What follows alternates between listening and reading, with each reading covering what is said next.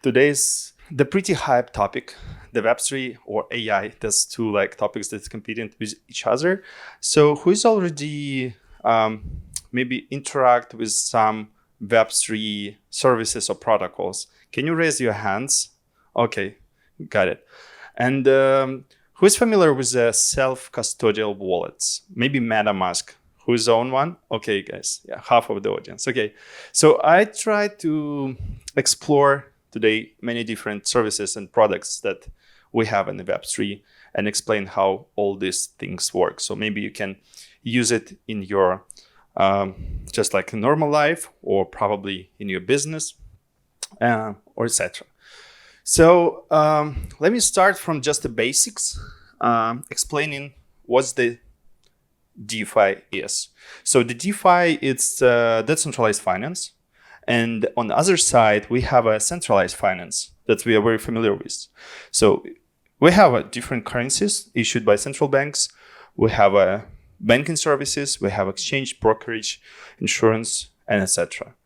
So all these services has one in common. They're managed by some entities, legal entities. They have like equity, board of directors, a lot of employees, and it's fully centralized. And the custody itself, right? So many of these services, they have an account, and when you come to this, let's say bank or broker, they ask you to open an account, do your KYC, know your customer, do your source of funds audit, and then they can say you no, right? Or even if they open an account for you, like one day, if something happened, they can block it and leave your money there. So what's the difference with a decentralized finance? So actually, that's all an application that based on top of blockchain networks, huge decentralized computers. And all these services almost represent the classical financial services, but without any centralized legal entity, without any people who manage these services, with nothing. It's just an application who provide you financial services directly to you through the applications in the Web3. So let me explain one by one what's the difference between the centralized model and decentralized DeFi. And we start from just the stable coins. So stable coins, it's currencies, the cryptocurrencies that pegged usually to another national currencies, let's say US dollar.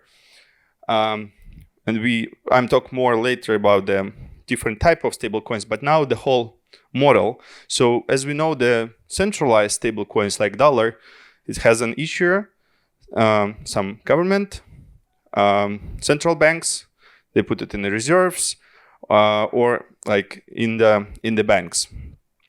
If we go in the whole like decentralized world in the DeFi and blockchain, here we have two types of stablecoins. One of them called the stablecoins centralized and another decentralized. So these stablecoins usually issued by some centralized entity. One of the biggest one is a Circle, another one is a Tether. So these entities, they have their own bank accounts where they store the fiat currencies of their customers and issued the digital currency, stable coins, against these reserves. There is a risk.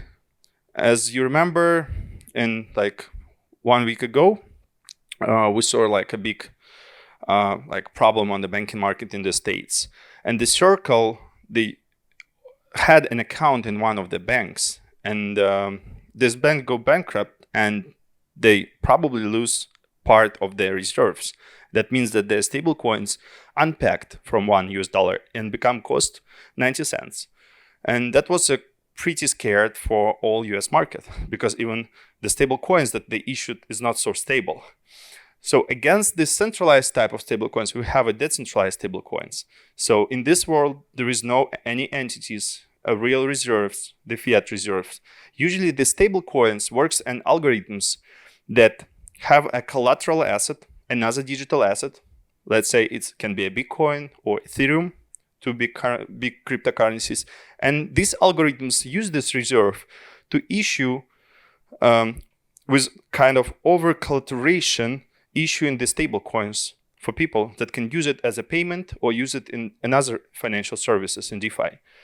And in this model, there is no risk that somebody block this bank account and can do something with the smart contracts, because that's all decentralized. Nobody can touch it or stop it. And this systems is work very, very stable. In the past 3-4 years that DeFi existing, these stable coins has been never unpacked from $1.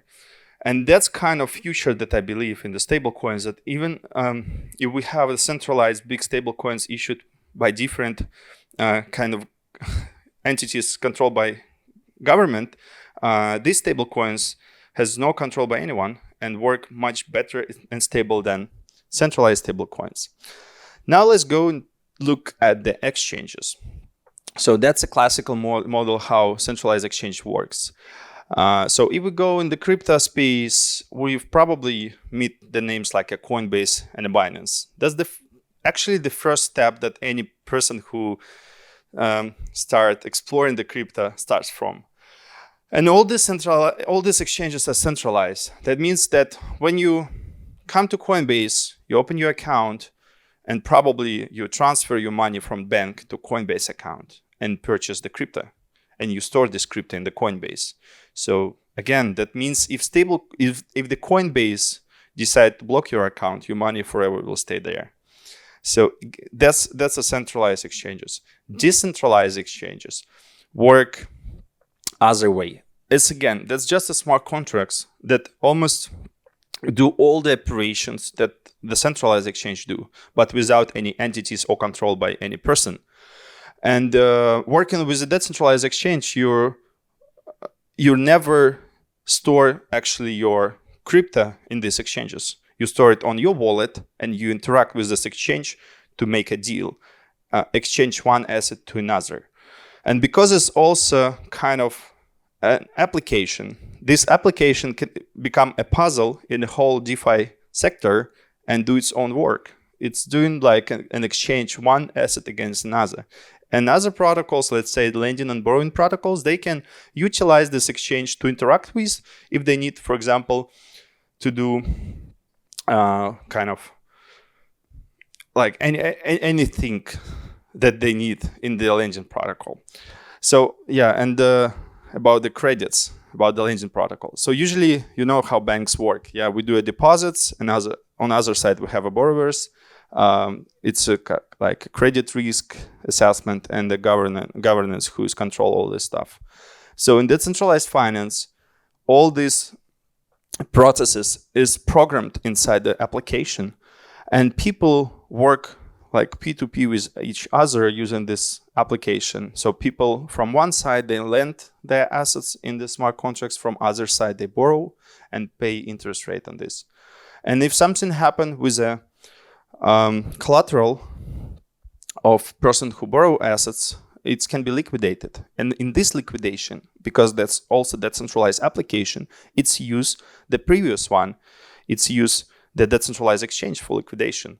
So in this, how different type of apps become like using each other, doing different financial stuff on chain. We also go like right now, DeFi going deeper and deeper, and it's create new types of financial assets, of like some derivative assets.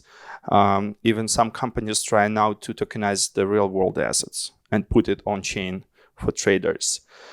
That's kind of insurance market, similar model, but we cut all decentralization, put it all in smart contracts, and now we can have a decentralized pool, like insurance pools that can be used by any centralized entity or just user by its own. And traditional asset management, as you know, these days the like classical asset management, when you need to find the company, the firm, or bank, and give you money to this asset manager, they create for you a portfolio, and then you track this portfolio, not in real time, but maybe monthly, what's happening with this portfolio. And you have a risk, like first risk that your money is stored at some like broker or at the bank account. Another risk is the major one, is that the classical asset management is not very transparent. as it should be. So probably we get the reports every month what's happening with our assets, but never know how it's asset managed inside the whole entity. So again, in the DeFi, we build the protocols that actually become such kind of like smart contracts that become a portfolio builder, when you can build the portfolio, or you can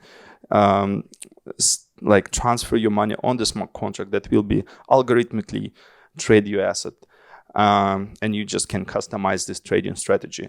And it's all on chain, no custody. So you store like your crypto on your wallet and you interact directly with the protocol on chain.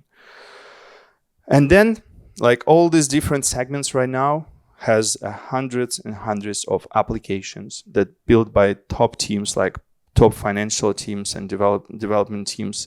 We have different spaces. You see the lending, the asset tokenization, also the compliance space, because now as the DeFi growing, we need to be compliant.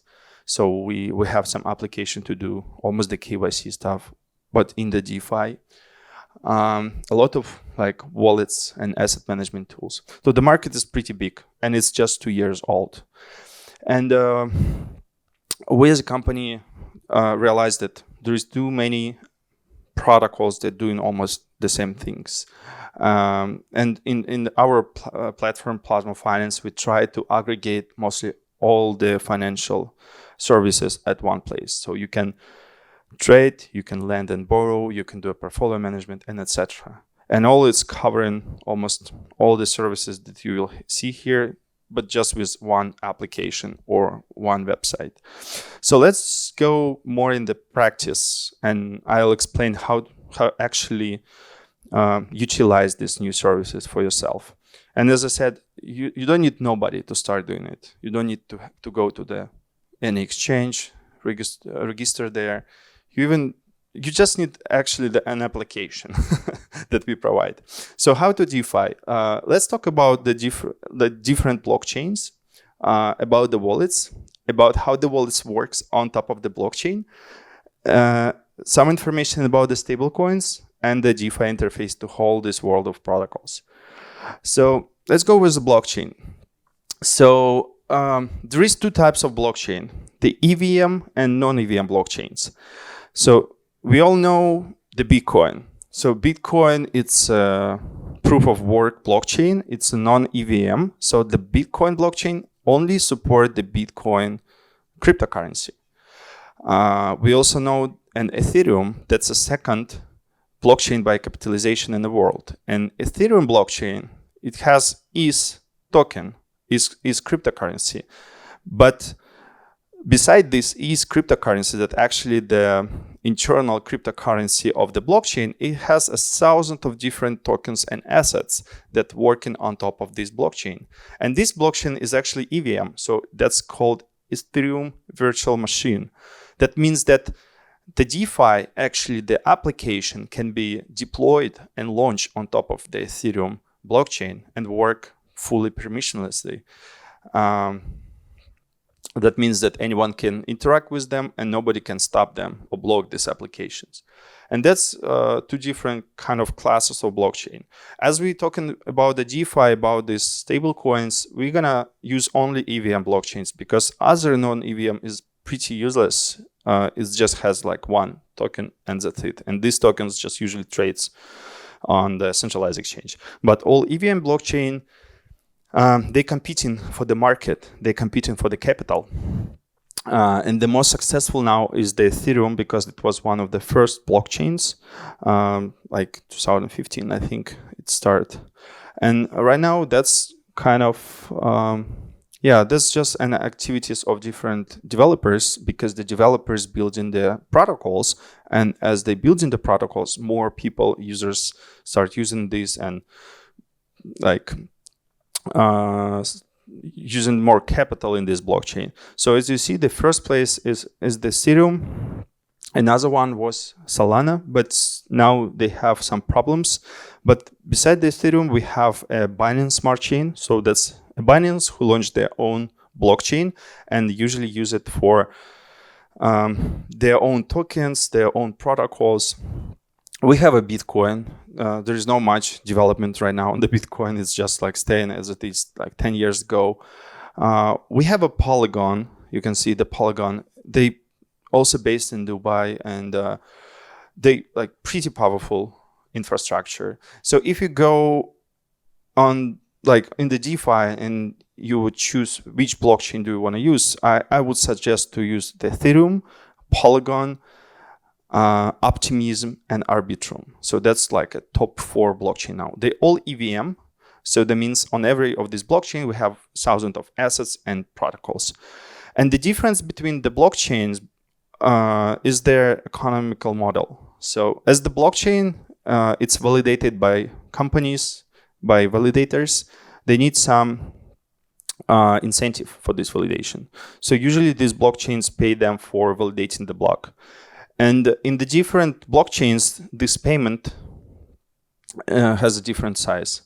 So when you do your transaction into Ethereum, that's like the biggest blockchain in the EVM space. You pay usually from $1 to $5 for this transaction, just to validate this transaction on chain. When you use the Polygon, you usually pay 10 cents. Optimism and Arbitrum almost for free, but it's still a few cents for validation. And that's the difference. And then the capital, because it's understand that the more expensive blockchain, that means that more decentralized and more secure. So mostly all the capital now land in the Ethereum and using the Ethereum.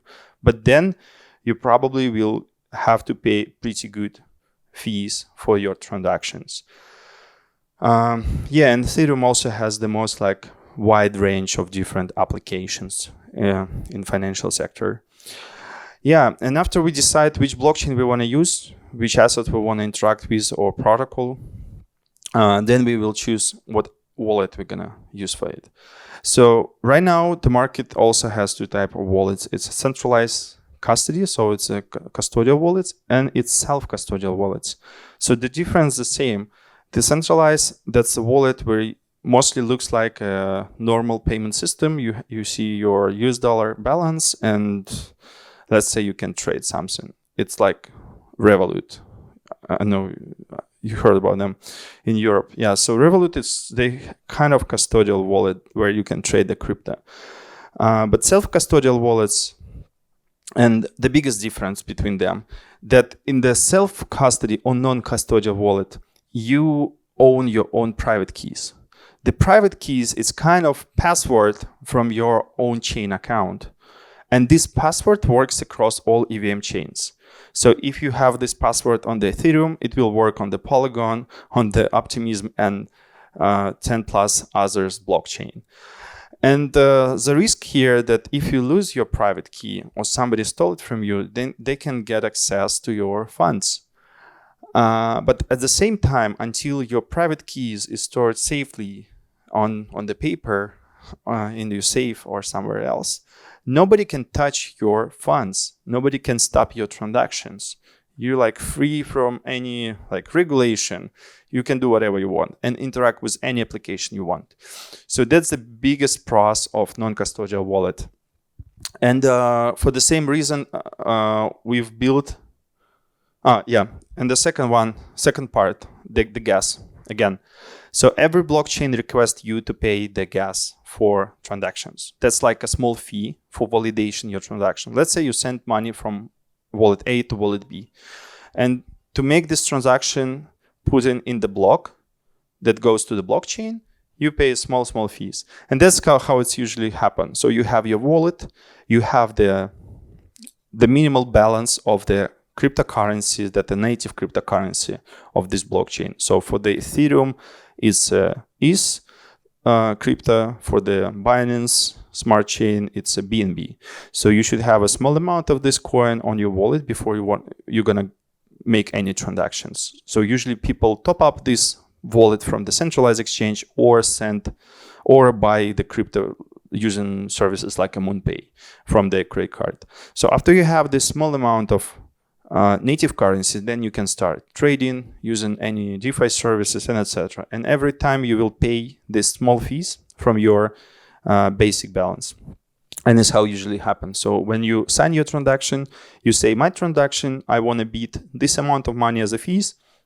And all the transaction from different wallets goes into pool of all transactions. And as every block in the blockchain limited, so the validators should choose the most profitable for them transaction and put it into block.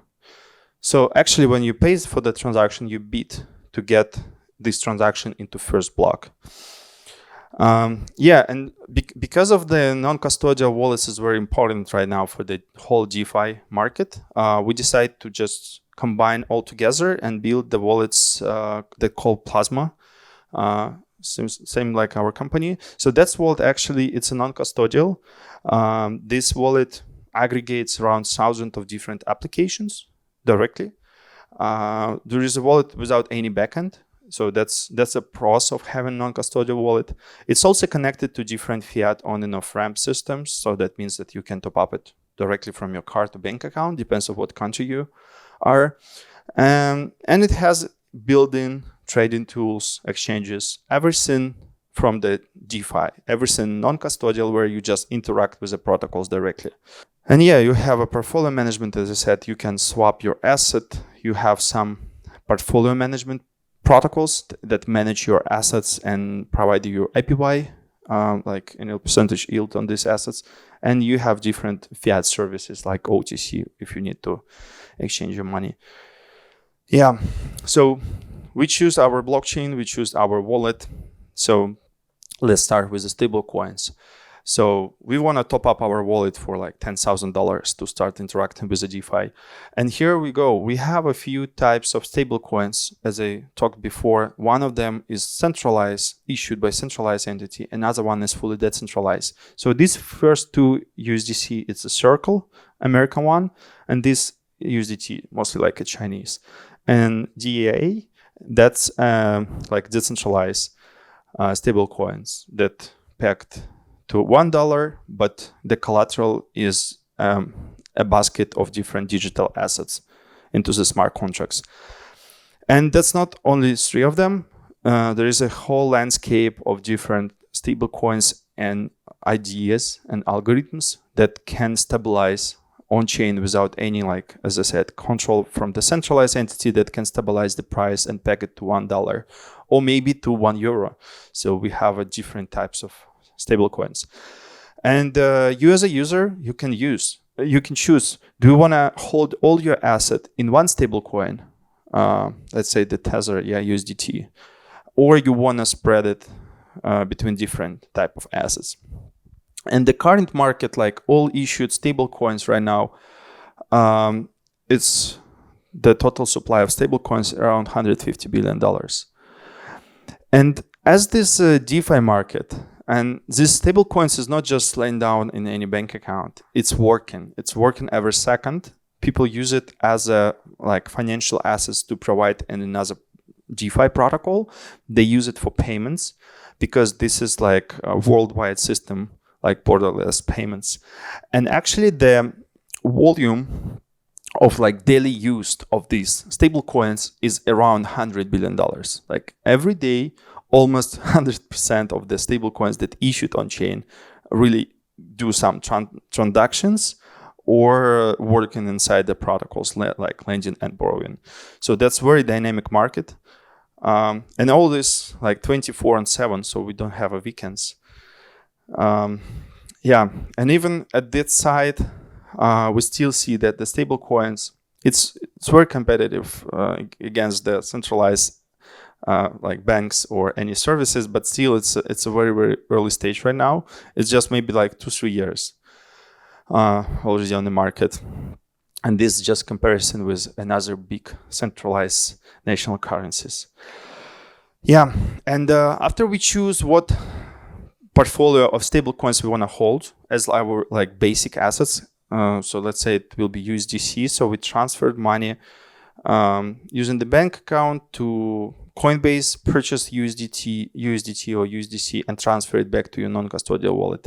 After that, you want to try some protocols. You want to try to trade. You want to try to lend and borrow assets. Then you need and Web3 interface. So the Web3 interface is actually just the UI, user interface, that allow you to connect your phone directly to your to the smart contract. But it has just a more nice UI than just like a programmable interface. It's more seems like a normal UI, like applications we use every day.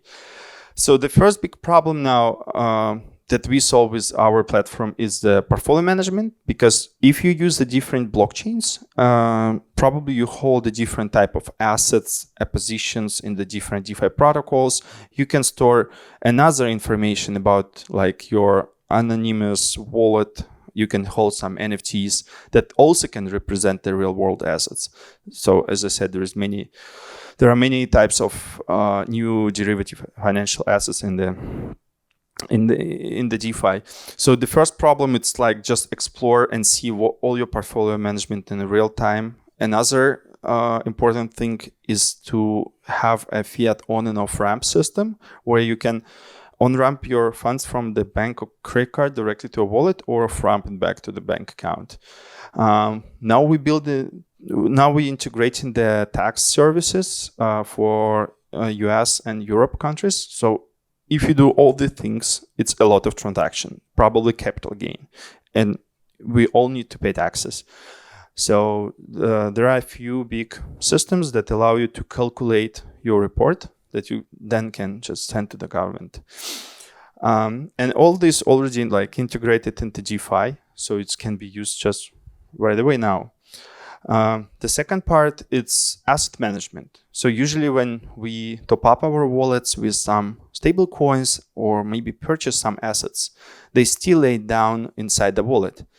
And the portfolio management systems allow you to provide this liquidity as a working capital inside other DeFi protocols. That means if you provide your asset in the decentralized exchange, they will work as like internal balances for exchanges. And the protocol will pay you the fees for using your funds, like the bank paying your interest when you make a deposit there. Or if you provide this asset into lending protocol, somebody can borrow this asset and also will pay the rates for that, and you will make money. So actually you can hold just like, I don't know, $100K on your wallet, providing this in other protocols, and just get an interest rate on your deposits. And to make it more more useful, like also like more professional, we've built the tools that allow now to provide your liquidity in the decentralized exchange Uniswap. So Uniswap right now is around $4 billion of liquidity with average APY of 5 to 10% on US dollar. And if you do your asset management in this protocol more professional, you can actually raise this rate to like 2-3 times, like 20-30%. And I'm talking about the stable coins like USD and USDC. Also, if you more like advanced user, you can actually borrow more funds provided to the right protocols, and from this leveraging your position on the liquidity and get more percentage of your basic capital. And the last thing is decentralized exchange, AMM protocols or perpetual exchange. It's the same like a Binance. You can trade actually any asset against any asset. Perpetual exchange is more professional for traders and market makers. Decentralized exchange, it's more for swapping one asset to another. And if the perpetual exchange, they're limited mostly by the order book inside the protocol. So decentralized exchanges, they're kindly unlimited and aggregate all the liquidity from the market. So right now in this application, aggregated around $9 to $10 billion of liquidity. So that means that you can trade any of 20,000 assets right now on the market just using this UI. If you trade like $1 million or 10 or $100 million, you will have a liquidity for this trade. If it's, again, not some illiquid small asset, if it's like top 100 to 200 asset, then you probably can trade it for a pretty big amount. And for people who manage like assets on the behalf of somebody. There's also tools how to manage this capital properly in the DeFi. So you can attract capital from the investors using some special wallets to have a multi-signature on every transaction, and then you can actually trade or provide your liquidity inside the different protocols. We are partly doing it for our funds, but mostly our goal is to provide a one-stop shop for like retail users to access to whole DeFi market of different protocols. So right now, as I said, the market is very, very early stage. We just had $200+ billion of TVL. It's a total value locked liquidity. So that means that money that works inside the protocols and generating the yield on these funds. And the yield starting usually from the 5% on the stable coins, and it can be up to a few 100% on your funds. Depends on how good you in asset management and DeFi. And still, we are very, very at the 31st spot on the list of just the big banks in terms of capital. So the potential of this market is huge because the DeFi market has no any intermediate, any legal entity. It's just working as it should work. It's just like financial mechanics that working with a different type of assets. And I think it's will grow maybe 10 to 100 times in the next 5 to 10 years.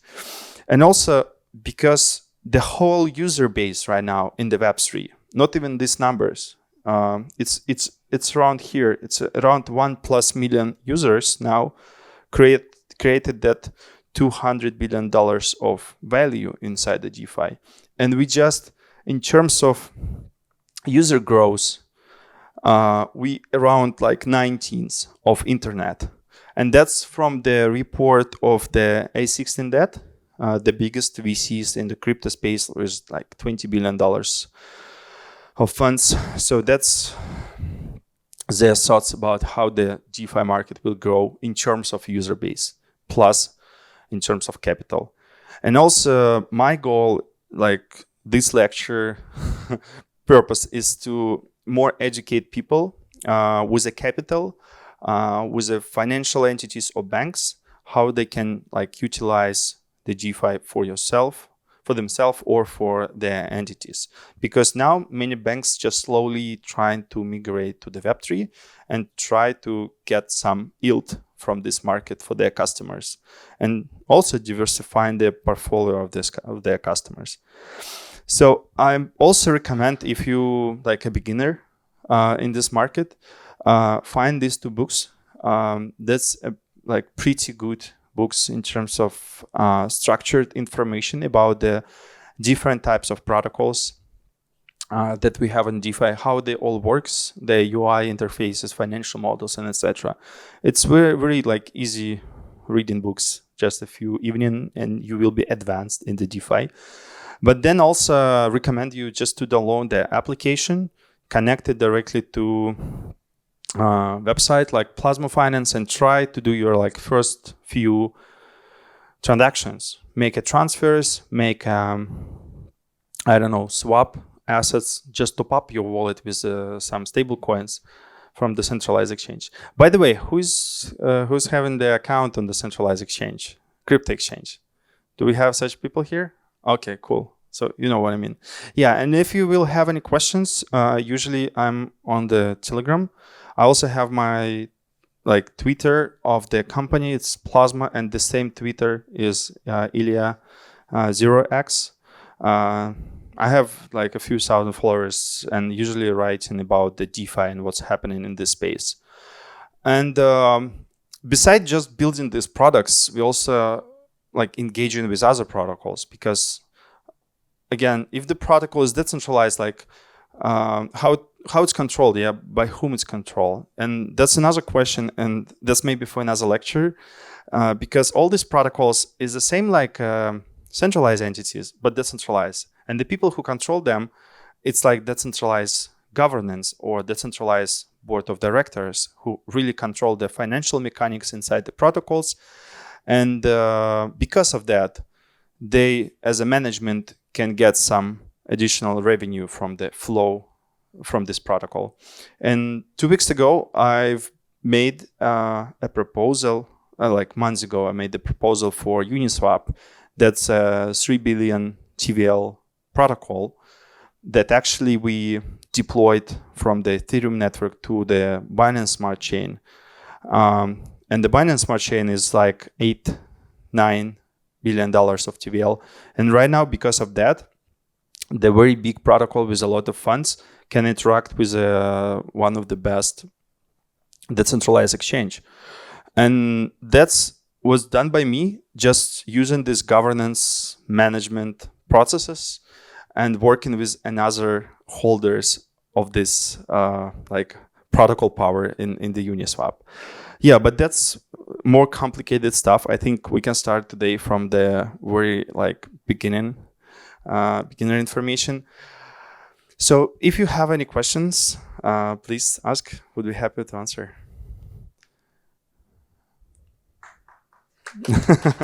Yeah. Okay. Yeah, if you don't have, we can just talk at the bar about the DeFi. Thank you very much for coming. Yeah, and wish you have a lovely day.